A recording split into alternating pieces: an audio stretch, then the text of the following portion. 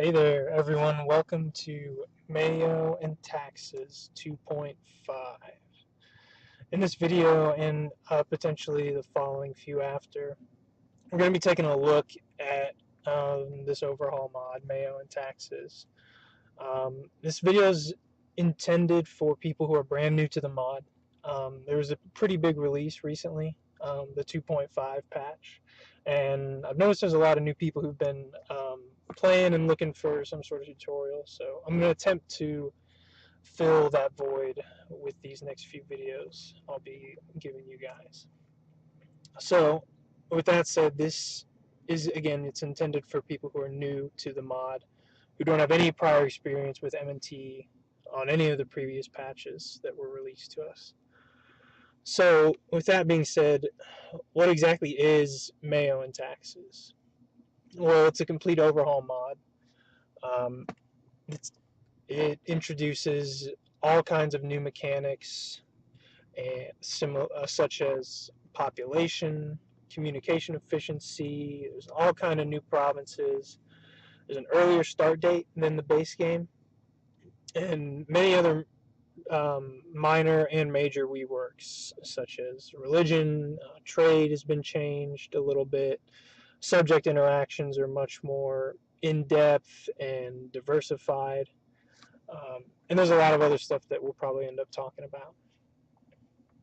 What is M&T not?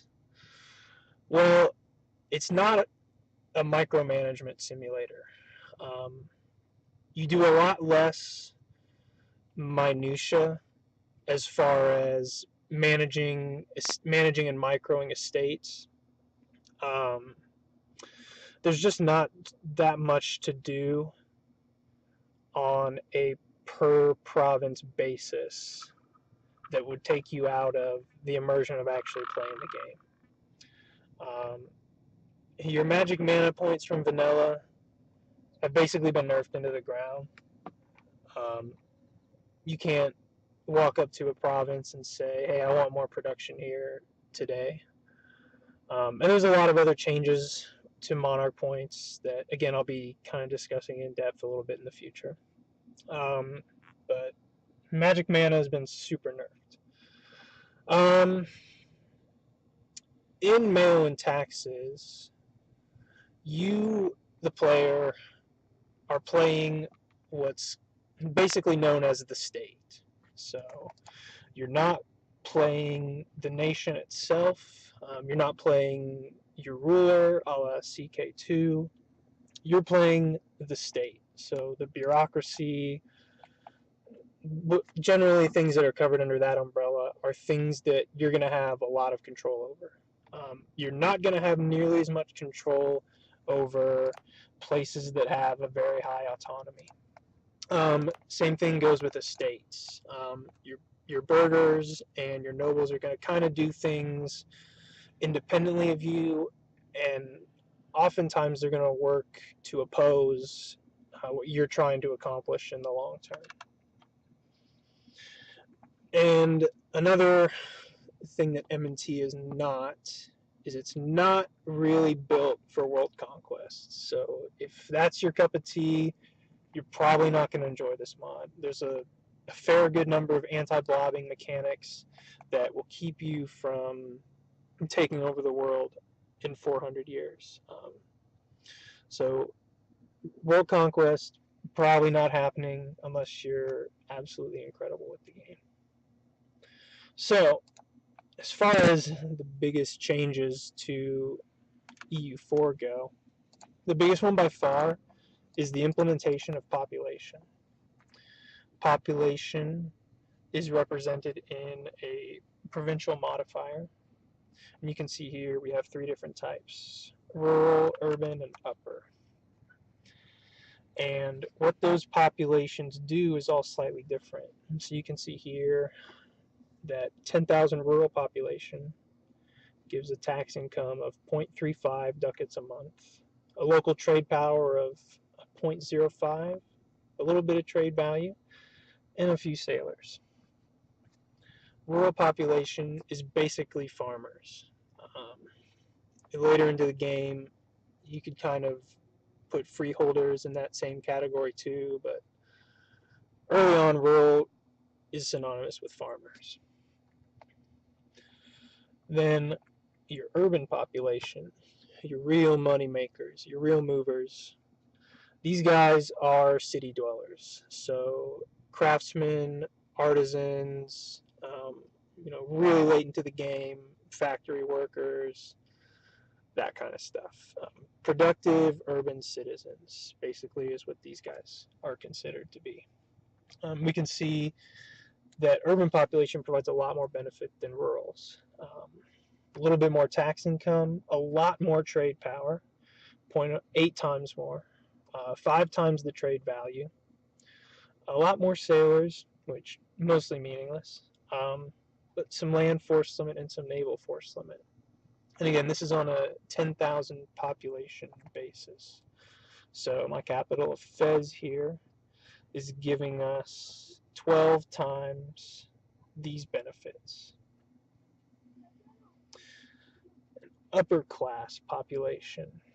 These guys are either your aristocrats inside of cities, or they're your plantation owners in rural areas.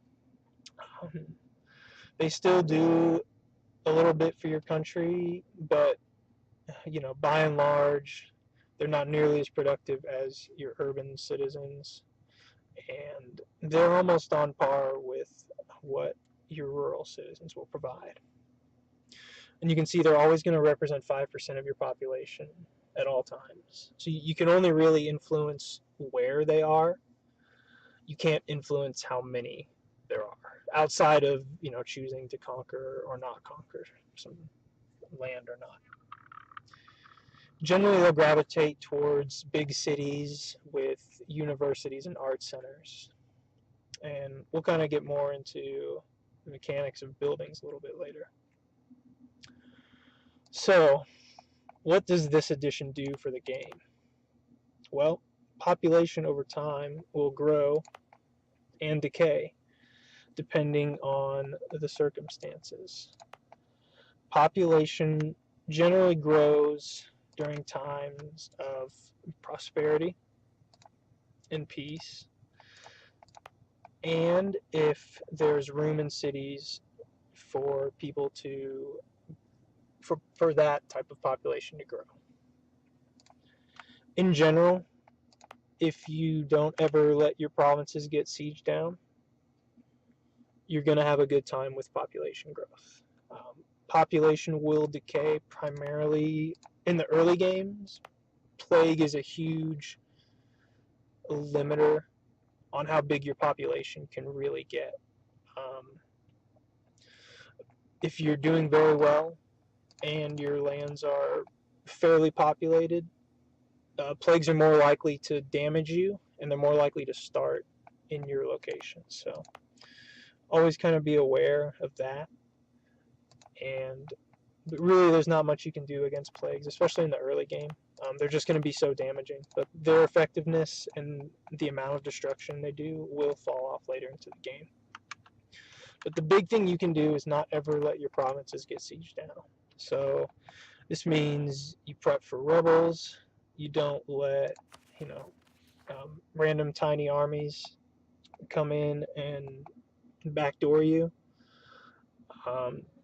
It takes a little bit more work than you really need to do than in vanilla, but it's very much worth it if you can just keep your provinces from getting sieged down, especially provinces that are outside of the radius of a fort.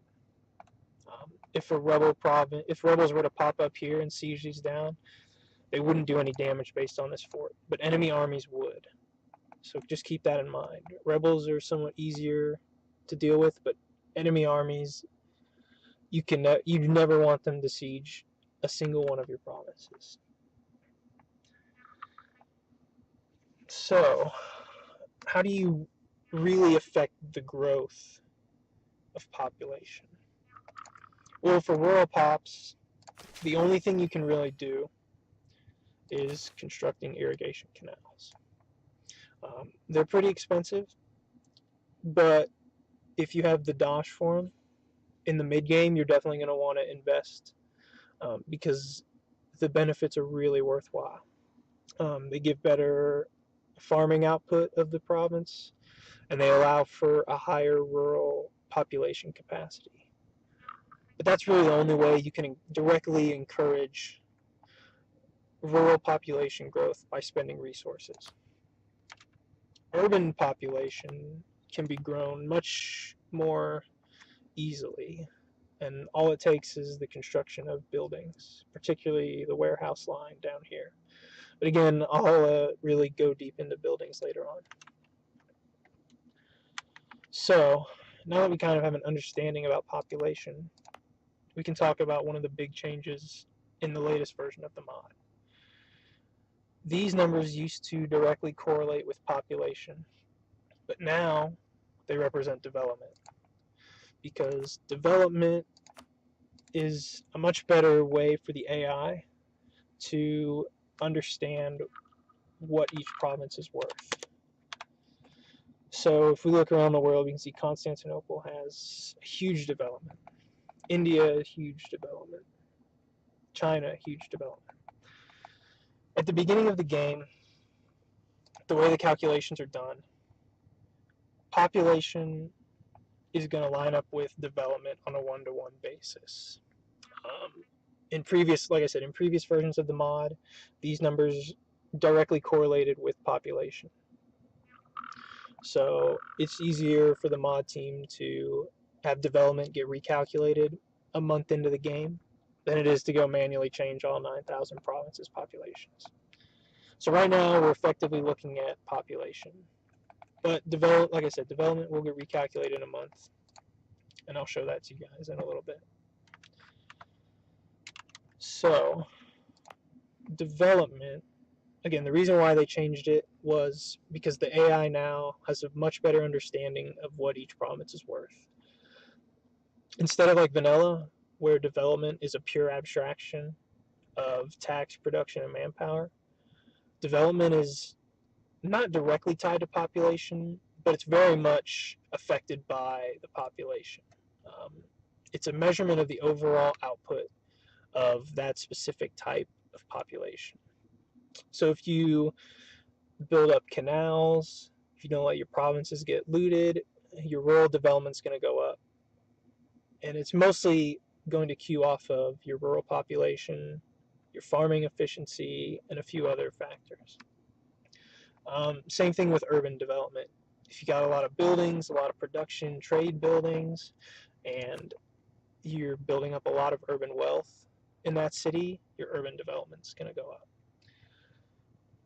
For upper class development, that number's mostly tied to your universities and your art buildings.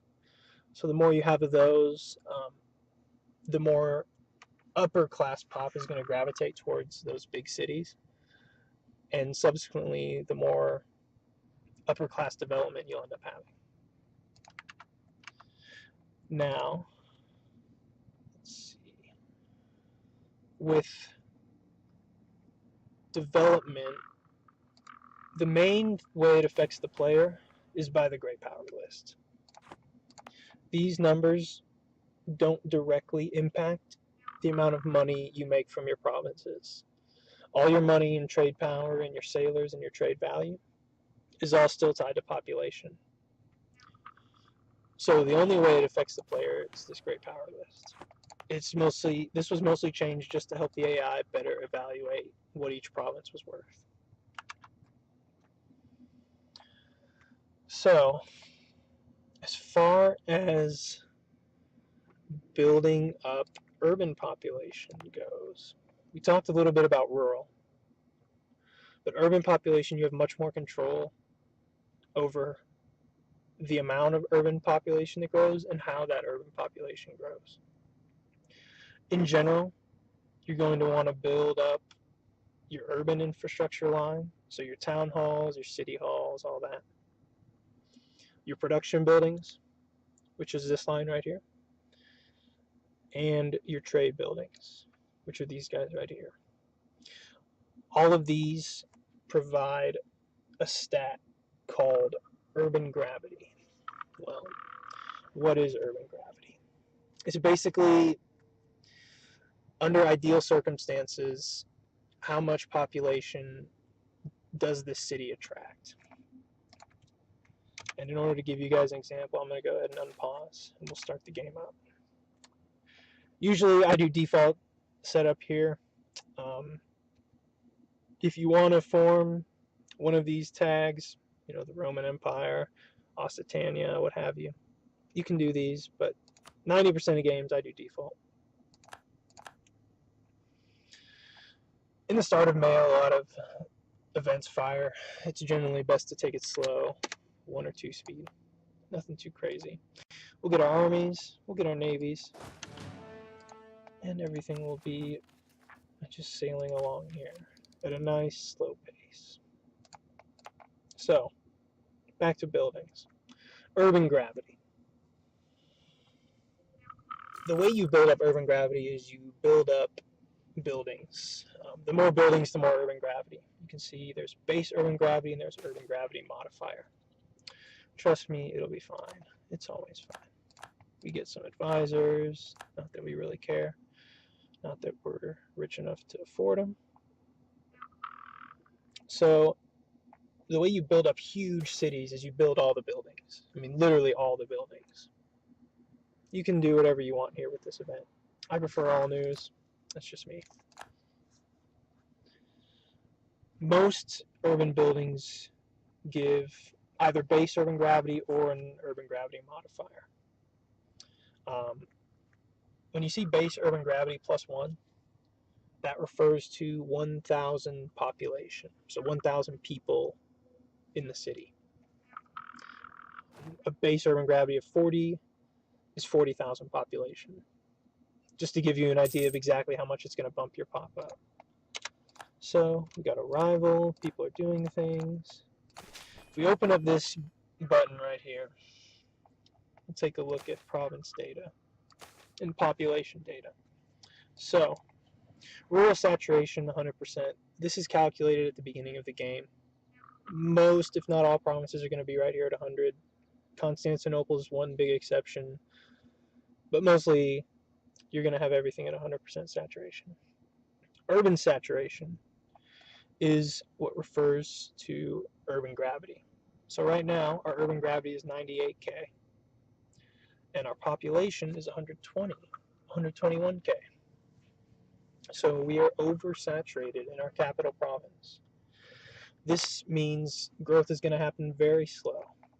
You can see, urban growth.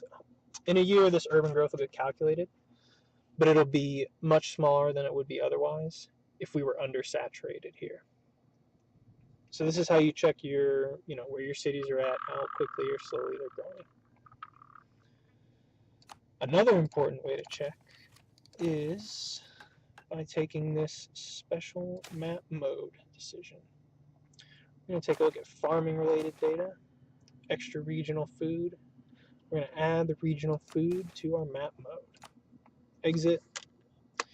We're going to open up our trade map mode. And we can see here, excess food already used is at 80%. This means that our cities are going to grow 80% slower than they would if we weren't oversaturated. So, what this means is that in general, there's not going to be a lot of urban growth that's going to happen here.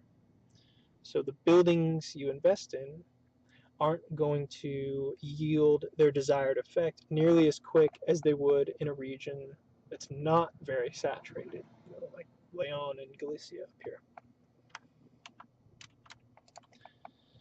Those are the two, this and urban gravity are the two primary influencers on how quickly your cities will grow or not.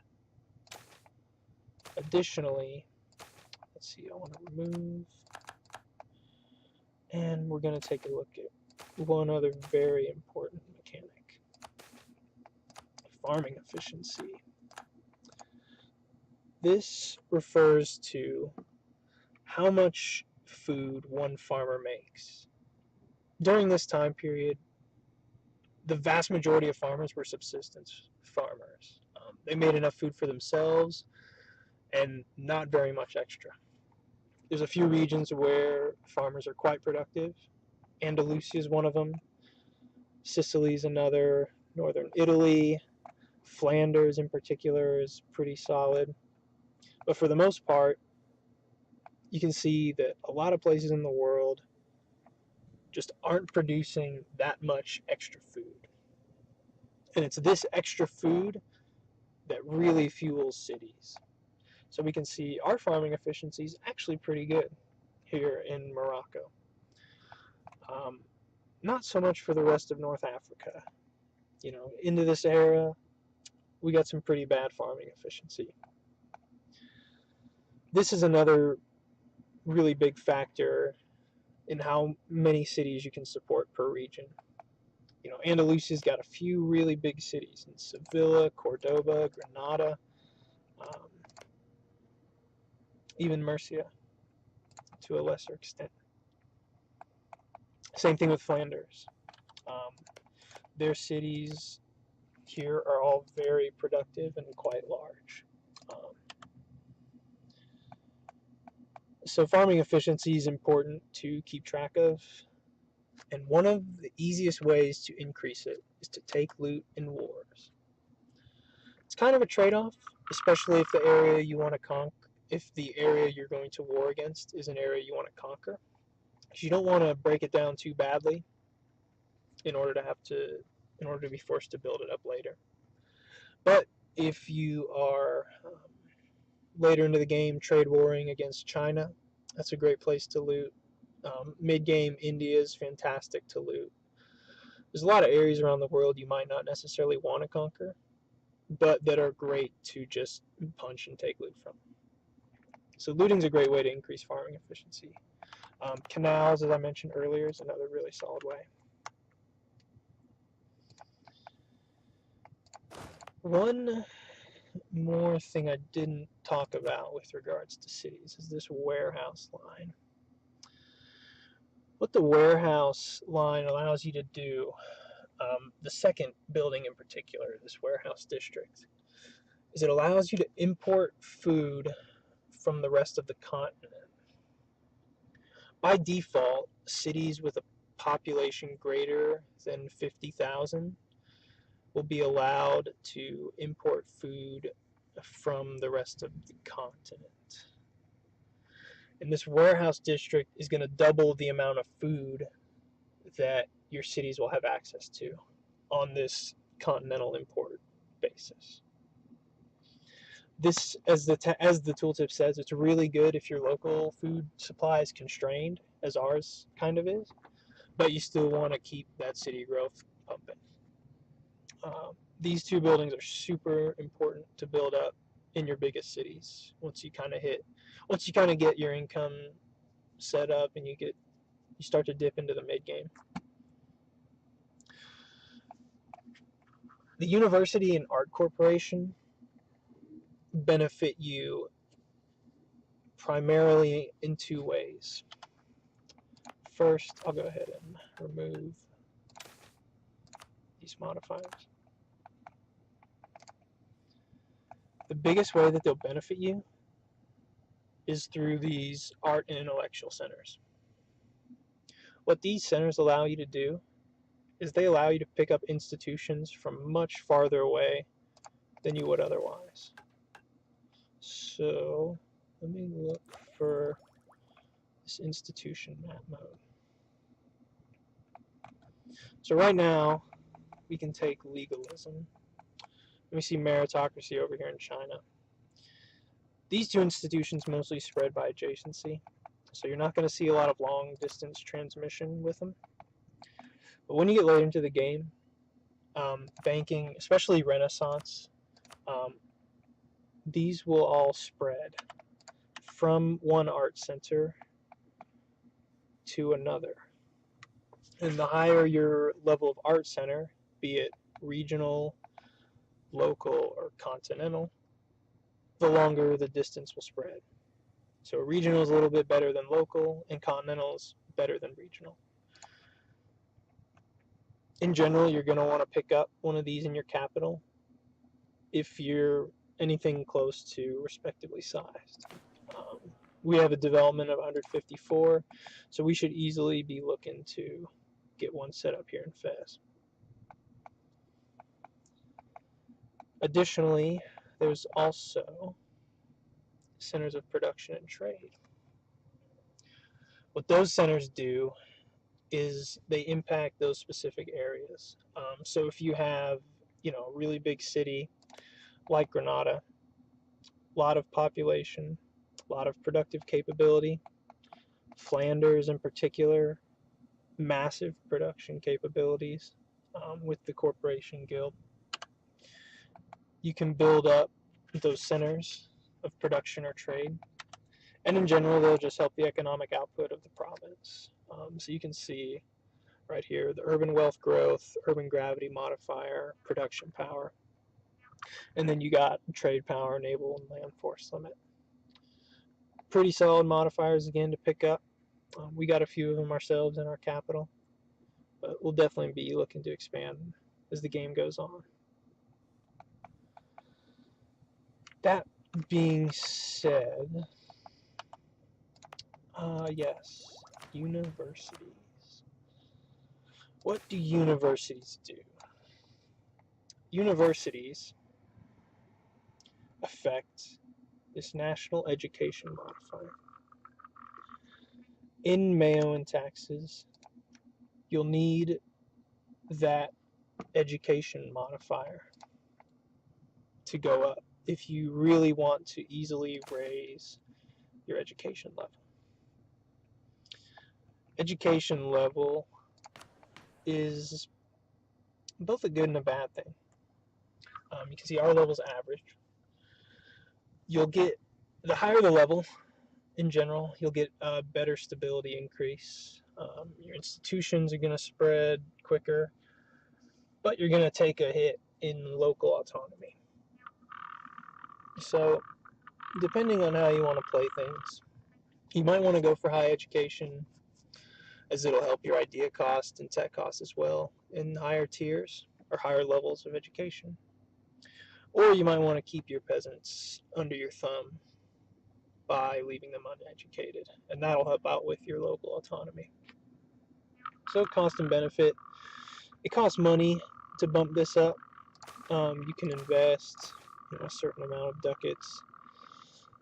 In general, the early game, I like to contribute about half a ducat per pupil. You're going to have a pretty high church influence most of the time, and they'll do a lot of work for you there. So, for the most part, yeah, I think half a ducat to 1 ducat's good if you're just looking for like an average education level. And again, your universities are really what help out there. The more universities you have, the more upper class population you can educate. And this means, the smaller this number is, and the higher this number is, the higher the multiplier on the effectiveness of you and your church's spending will be. So if you can build universities to get your multiplier up, it's arguably much more effective than just pumping more money into your education funding. Art corporations, they're really only useful for attracting the intellectual centers, but they're really useful at it. If we were to build up a world famous university and an art corporation, that's almost a guaranteed continental intellectual center, which is really good if you're playing outside of Europe and need that long distance institution spread to hit you. Well, that's pretty much it as far as population is concerned. I'm going to go ahead and cut this first video off here. Let me know what you guys think, what more you'd like to see, all that sort of stuff. Any feedback's appreciated. You guys can catch me on Reddit. I'm much more active there than I am on YouTube, but feel free to leave a comment, and like I said, any feedback is very much appreciated. You guys have a nice rest of your day, and I'll catch you next time.